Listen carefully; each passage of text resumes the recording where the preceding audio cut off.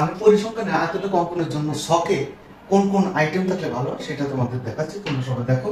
আমি মূলত এই ভিডিওটা নবম শ্রেণীর জন্য এবং দশম শ্রেণীর জন্য করতেছি, বিশেষ করে নবম শ্রেণীর শিক্ষার্থী বেশি উপকৃত হবে। তো চলো শুরু করি। 1 নম্বর হচ্ছে শখে থাকতে হবে তোমার শ্রেণী ব্যাপ্তি, এটা থাকতে হবে। শখে শ্রেণী ব্যাপ্তি এটা থাকতে হবে। 2 নম্বর থাকতে হবে অবিচ্ছিন্ন শ্রেণী সীমা, এটা অবিচ্ছিন্ন শ্রেণী সীমা, এটা থাকতে হবে অবিচ্ছিন্ন শ্রেণী সীমা।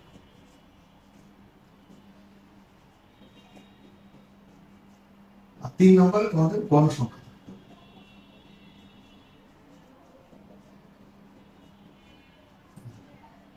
অবিচ্ছিন্ন শ্রেণী সীমাটা আমি তোমাদের বোঝাবো। মনে করো 40, সরি, মনে করো এখানে আছে ধরো 41 থেকে তোমার আছে মনে করো 45, এরকম আছে। তো আমরা কি করব, অবিচ্ছিন্ন শ্রেণী সীমা যখন আসবে তখন এটা এখান থেকে 0.5 বিয়োগ, অর্থাৎ 41 থেকে 0.5 বিয়োগ করলাম, এটা কত হলো 0.5। আর 45 এর সাথে 0.5 যোগ করো, 0.5 যোগ করো, তাহলে 41 থেকে 0.5 বিয়োগ করলে 40.5 হয়। আর এটার সাথে যোগ করলে 45.5। আশা করি বুঝতে পেরেছি। তখন তোমার এই অবিচ্ছিন্ন শ্রেণী সীমা হয়ে যাবে 40.5 থেকে 45.5।